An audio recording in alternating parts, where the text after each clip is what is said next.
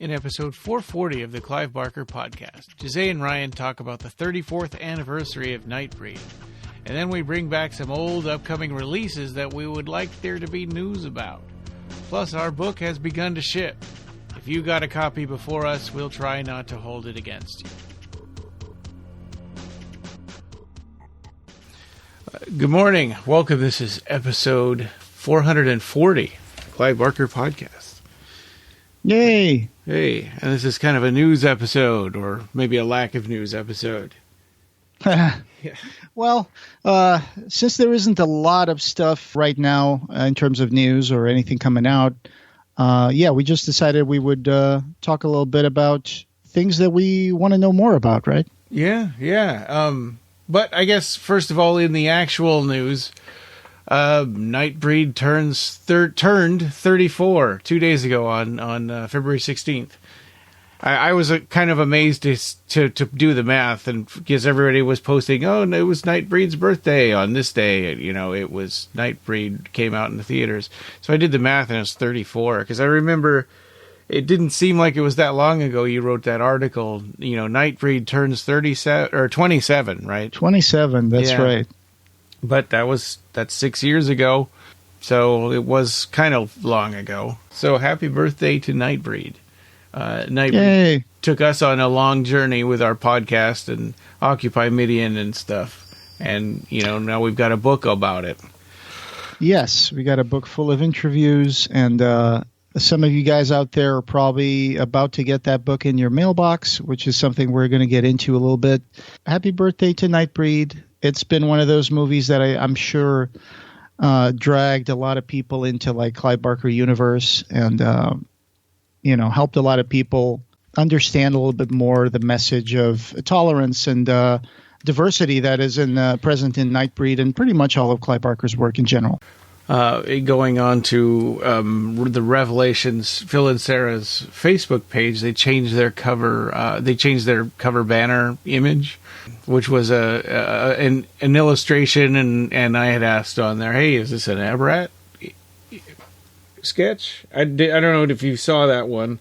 It looks like sort of like a dinosaur head, but it's like a double-headed, like it faces two directions. Oh yeah, that's a very cool sketch. It looks like a monster with a head that's made out of two different beaks with teeth, right? Yeah. So that made me think, they haven't posted anything in a while, so made me wonder, and this is totally conjecture, on my part, because they haven't said anything one way or the other, but if they're doing an update there, maybe there's, preparing for something.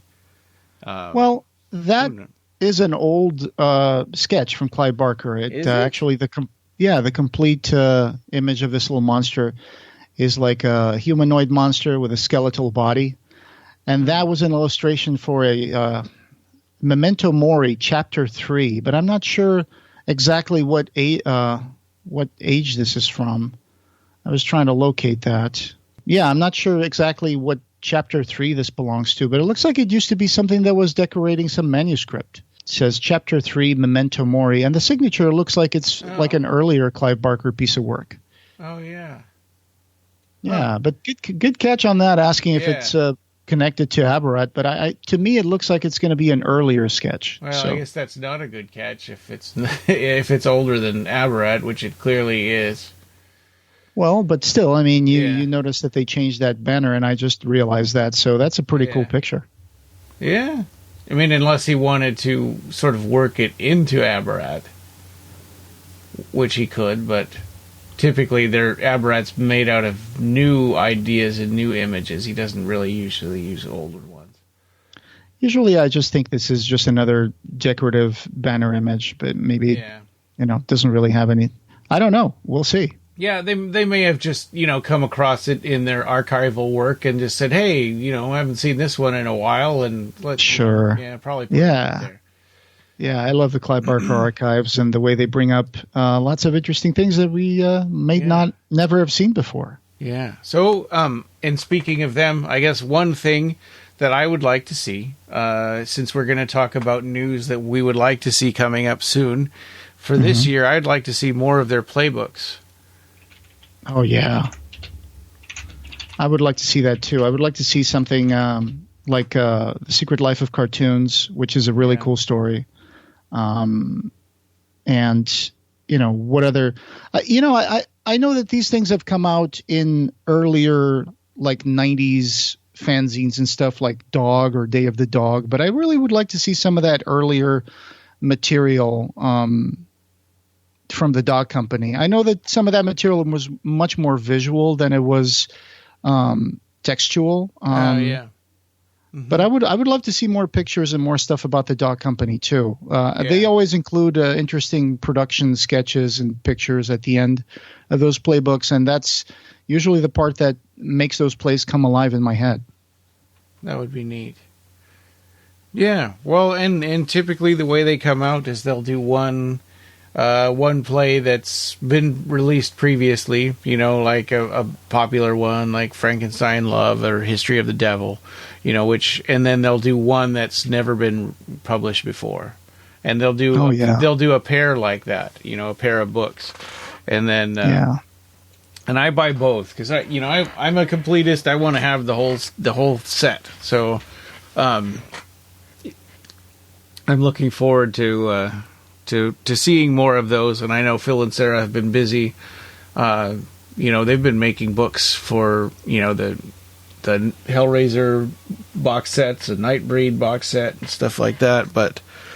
But I'm looking forward to that. So I hope that comes out soon. A release that people talk about a lot, and actually one comment somebody wrote on that image on Phil and Sarah's Facebook page, one comment where somebody wrote, "What about Fear Eternal?" I think is what they wrote, right?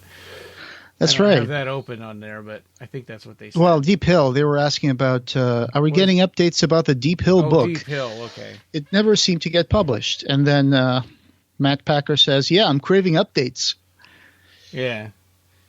Yeah, and so that was kind of what prompted me to say, hey, we haven't talked about these things in a long time, and it's because we don't really have updates, but it's good to kind of bring them back to people's attention, and maybe there's people out there that don't even know about some of these things.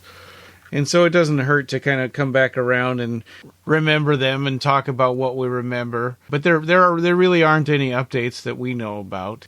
But yeah, so starting with Deep Hill, Clive Barker had said that this was a novel that came to him when he came out of his coma from toxic shock syndrome that he got when he was at the dentist and was in a coma for like a week. It was a long time he was in a coma. And yes, it was touch and go there for a while. Was that around 2011 or something like that? Or 12, I think, maybe. Yeah. Yeah. So according to what he said on January of 2019 to Bloody Disgusting, he said that novel was halfway typed by then, January 2019. Yeah. And then he just said that it was going to have some very dark, fantastical material in it. Involves a world. Deep Hill involves a world of waste, how we deal with waste. So he says, my anxiety about voicing my profoundest concerns about the way we treat each other and the planet we live on had to be stated in this book because I might not ever have a chance to state it again. And really, this book is driven by the fact that we are doing some terrible things to the world we live in and to each other that seem to me even more terrible than the things that used to terrify me when I was 10. And I want very much to put those concerns in a book. Wow. Yeah, and what I remembered was him having these vivid sort of nightmares when he was in his coma of dark figures sort of standing over him. And and I think he was incorporating that into the book as well. Yeah, I think he said something about when he came out of the coma that he had a dream, right? Yeah.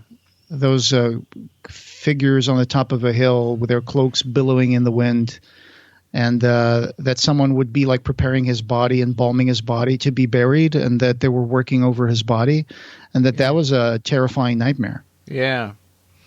This is, while people are waiting on Abarat books, this is kind of one that is like, sudden inspiration. could just pop out there, and kind of like what happened with Mr. Begone, right? While we were waiting for Abarat 2, I think, or Abarat 3, I can't remember now. I think it was while we were waiting for Abarat 3. So wait, what event are you talking about? All of a sudden, Mr. Begone came out. Yeah, that's true. Yeah, it was before Abarat 3, I think. Yeah. Yep. It was around 2006, 8. Yeah. I don't know. Yeah, and just like Imagica, right? I mean, everybody's saying, okay, Clive Barker wrote the first book of the art, so he's going to just continue on and work on those. Then Imagica and The Thief of Always came out. Right. I'm not sure how much I thought that there was going to be more books for the Great and Secret Show when I read the first one. Well, he was contractually obligated to write sequels to those. Right. But I mean, we know that now. But back then when I was reading the Great and Secret Show, I thought it was it when the movie. I was reading interviews and stuff. So I thought, and I thought a sequel to Cabal was going to come out. Oh, yeah. Well, nowadays it's a world where information is much more available. But, I'm still I was in a completely different country. So whenever it showed up in the shelf, that's how I knew that thing was coming. You're right. I mean, there's been some books that have come out of nowhere, like the Mr. Begone and stuff like that. They're kind of gifts, I think, to the fans, because trying to say, I think we don't need to have everything in a specific order, and that we can be surprised and delighted. And it's totally okay to get something that's completely, not what you're expecting, and in an age when you learn everything off of the internet. Well, I see it this way as well, which is when we're talking about the body of art from an artist. I mean, I want them to do whatever they feel inspired to do at the time. So we don't really expect sculptors or painters to do sequels to their sculptures and paintings, right? Yeah. But for some reason, when it comes to writers and authors, we always kind of expect them to, start grandiose storylines that will have multiple, it's become very trendy to have the trilogy or whatever. And I think that probably one of the most famous trilogies in the world in fantasy is Tolkien, the Lord of the Rings. Yeah. I'm sure there's others that other people might know about, but that's the one that, to me, it's the most famous trilogy of books is that in terms of fantasy. So it became very trendy when people were making movies to have sequels or bring back a certain loved character or whatever. And it might be a little unfair to expect someone to just dedicate themselves to that particular piece of work for many, many years. Yeah. Develop it. Because they want to do other stuff. And I'm all for that. Ultimately, I think the best thing about an artist's legacy is that he leaves behind an interesting body of work that people can enjoy. Yeah. And they can enjoy that in any order, right? I mean, you don't have to start with the Books of Blood to learn about Clive Barker. And I honestly think that Cold Heart Canyon, from what I don't remember knowing anything about that book before it came out either. Right? I think that's right, yeah. So to me, that one sort of came out of nowhere. I also just at that time, it was back when I think books were starting to come out a little less frequently from Clive, but I do remember Cold Heart Canyon. I only knew what the synopsis was that we could find online. There was going to be like this, Todd actor who is losing his looks and he goes to have surgery and something goes terribly wrong. And I think that was info we were getting like when the book was imminent. I don't think it's not like something we heard, years before or anything.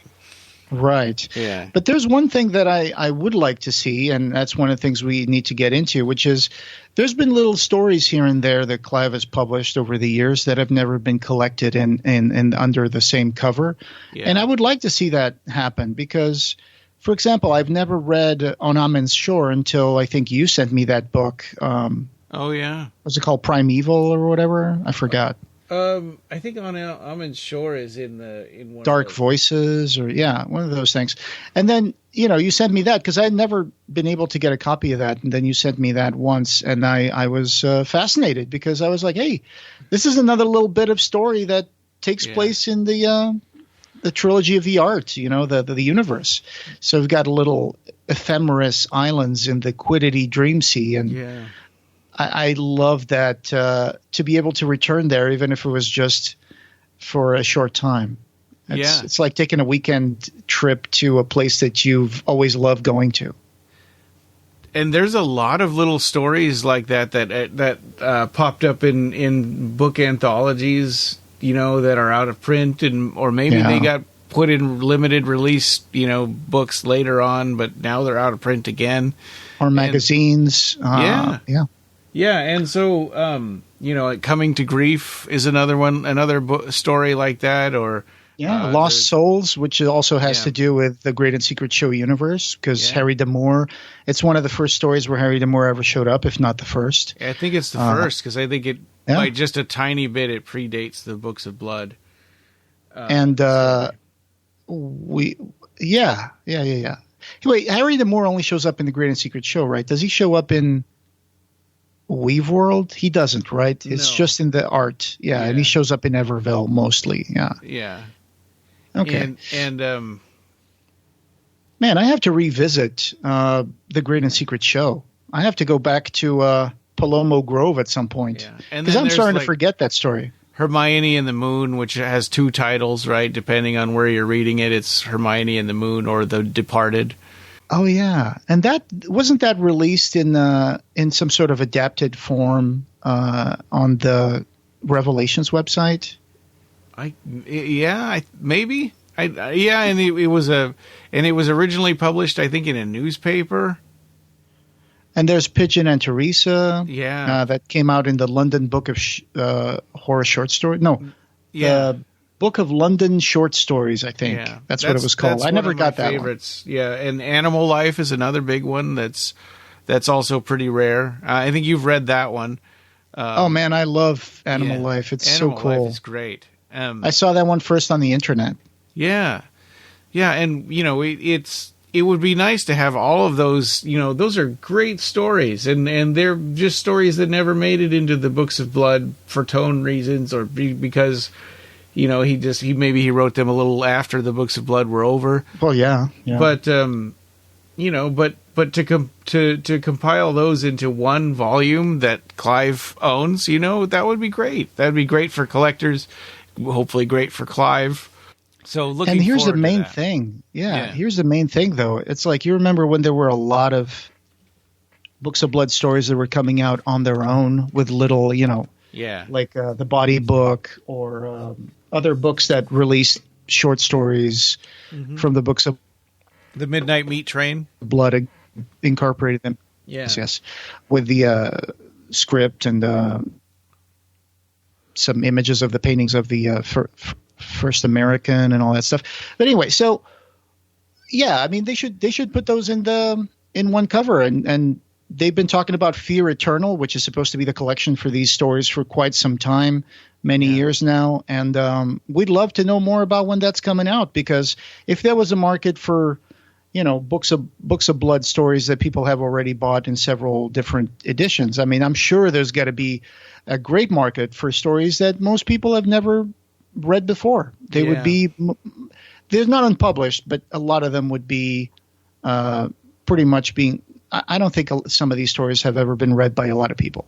That's right. I think that for a majority of, even the most diehard Clive Barker fans would probably pick up that book and they'd say, I've only read half of these. Yeah. So that is something that we desperately need, and I hope that it comes out soon. Yeah. And then so we'll kind of move into one of the most obvious ones, Abarat 4. Kree Rising. Everybody, people will bug Clive, they'll bug Phil and Sarah, they'll bug us. When is this coming out? And we don't know, but I think that'll be great the day that Abarat 4 comes out. Looking forward to that, obviously. I would love to see that.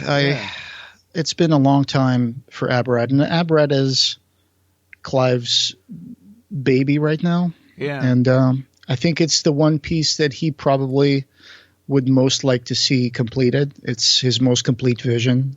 Yeah, I would like give us an update in the next revelatory interview. If you guys could give us an update on how Abarat 4 is going, that would be tremendous.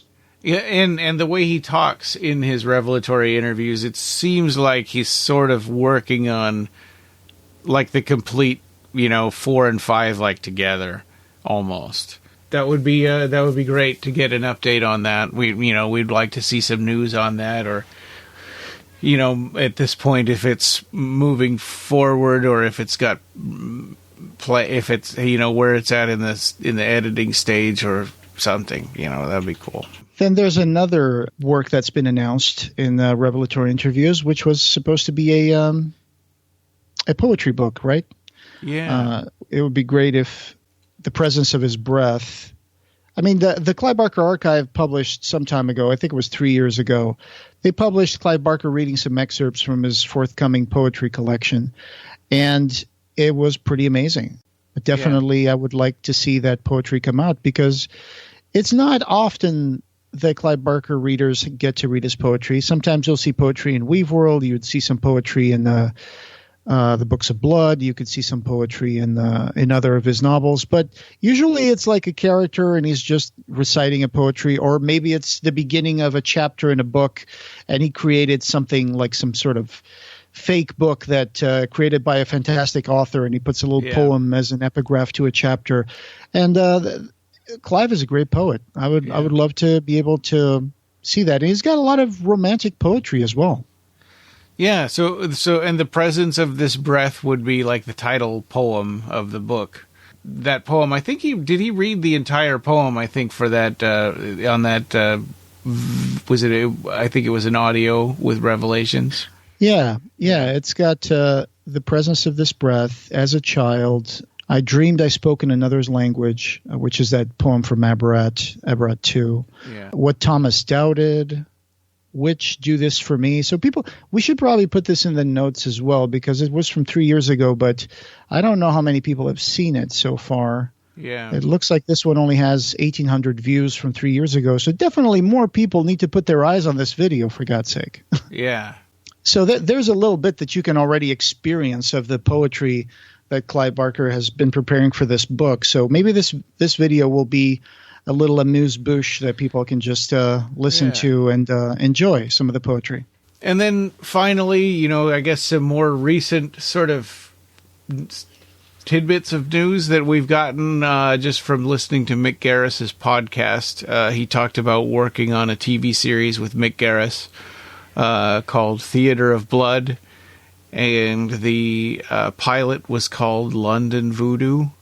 Yeah. What's going on with that, guys? Well, I know. And the last we'd heard, or the last Mick Garris had said, was that the network that was picking it up ended up passing on it, I think, or not going on with it, and so they're still shopping it around. Oh, really? Yeah. Okay. Is that like Mick Garris's Twitter or Facebook? That was in his podcast. He's in his podcast. Yeah. Oh, that's sad.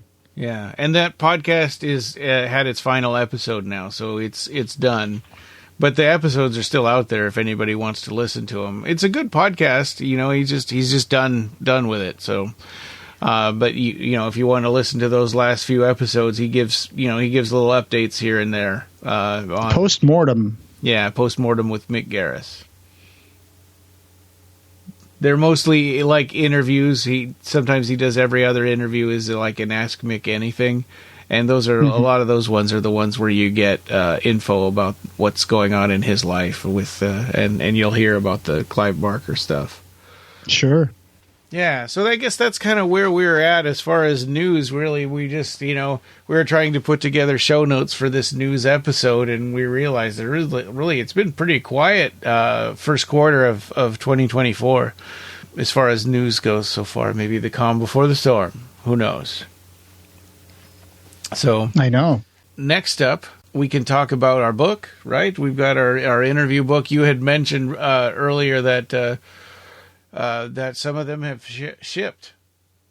Yes, some of them have already shipped as we record this, and I trust this will be fine to say, but I know that Clive Barker's books are arriving today at Beverly Hills. So they're supposed to be delivered today as we record this, which is exciting, that a book with your name on the cover and my name on the cover and Robbie on the cover, and it's going to be arriving to Beverly Hills. And hopefully Clive will be able to get that added to his library. And maybe it would be great to know what he thinks about it. That's neat, and I think a couple have arrived already. And so if you got yours, I'm looking at you, David, and David Sharp, and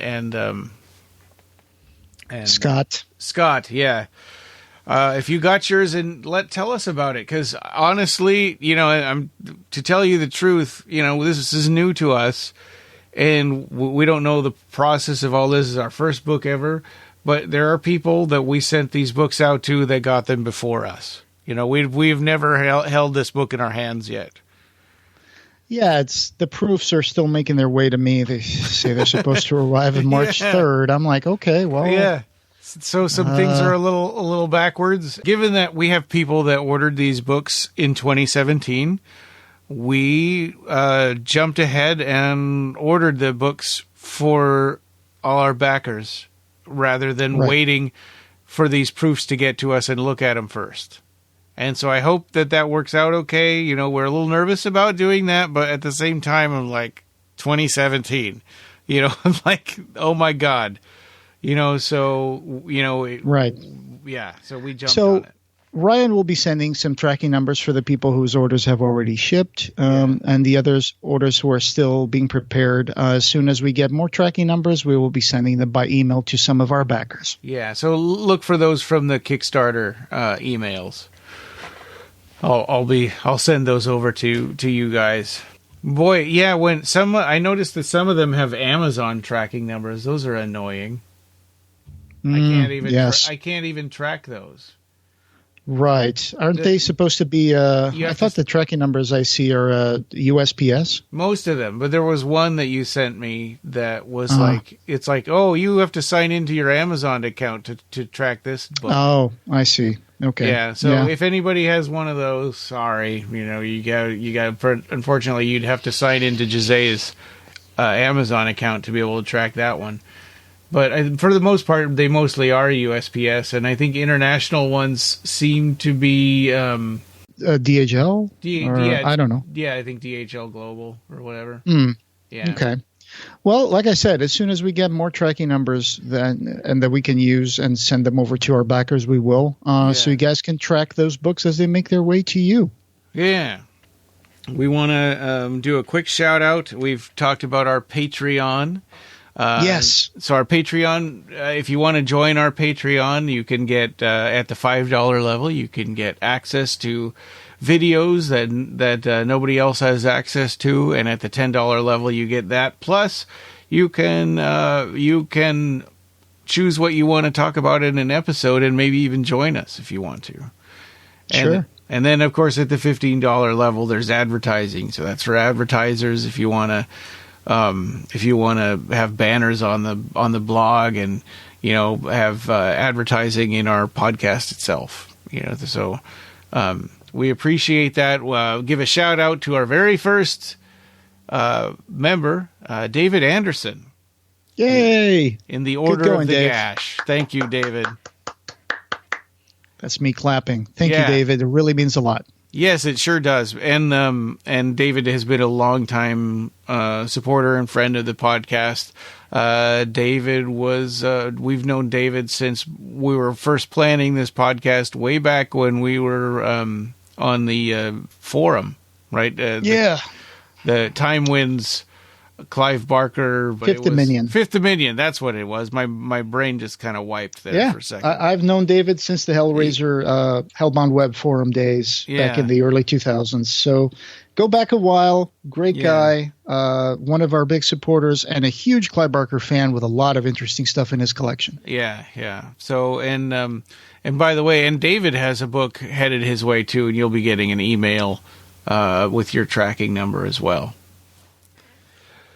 Yeah, so shout out to David. And coming next, we're going to be talking about covering the Hellraiser Quartet of Torment, which we talked about last year, and we're still going to be doing that. We've got an interview coming up about that. Jericho Squad 77 is going to come back. We're going to be doing doing the movie Dead Pit. It was a commentary track that we hit the mark for in our last Kickstarter, and we still hadn't done it. So, our good buddy Ed Martinez worked in the special effects for that movie, and he will be joining us for that with Nina. Yeah, I think he was the head of the special effects for that movie. Yeah, so looking forward to that. And if anybody, if that name sort of rings a bell, but you're not sure, remember when you were a kid in the video store and there was a movie where you would push a button and the red lights on a zombie would flash on the video box? That was Dead Pit. Yes. That I had vivid memories of doing that all the time. You know, there are some video boxes that totally stand out. Like, this is the craziest looking movie I've ever seen. Dead Pit was one of them. Hellraiser was another one I remember as a kid thinking like, oh my God, look at that. And then Frankenhooker was also one of those that you could press a button and she would say, "Want a date?" Oh my God. Oh, and I think there was one called like Exterminators or something, and it had a guy who had like tank treads for legs. Oh, I got to look that up. Yeah, but it was like a movie, it was like a painted movie poster sort of thing. So you know that when you probably watch the movie, it's going to look, hokey. Those are movies that all stood out to me. Like, what is this? Yeah, and what other movies are we going to be making commentaries for? So we did Evil Dead, right? So we're going to do Evil Dead 2, Dead by Dawn. Yeah, Dead by Dawn, Dead by Dawn. And more Boom Hellraiser comics discussions. Nice. Looking forward to some of those because now things are picking up in the Hellraiser comic world. And a huge door has just opened up in the fabric of time, right? So now Cenobites can just come into our world. Right. Yeah, exactly.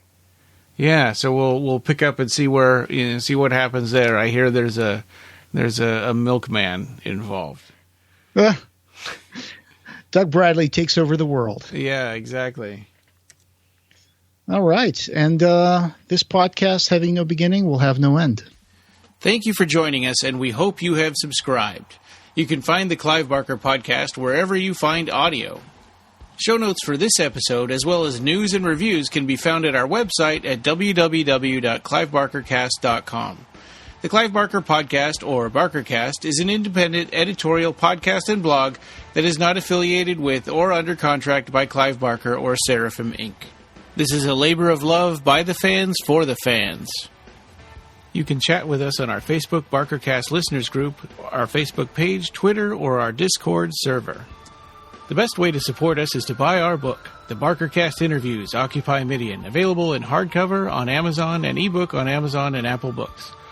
Fundraiser 10 is all about Patreon this year. Become a patron to get access to exclusive stuff, pick an episode topic, and maybe even get cool stuff in the mail. You can also buy a t-shirt on our TeePublic store. Go to tpublic.com and search for BarkerCast. Opening music by Ray Norrish. End credit music by Matt Furness. Thanks for listening.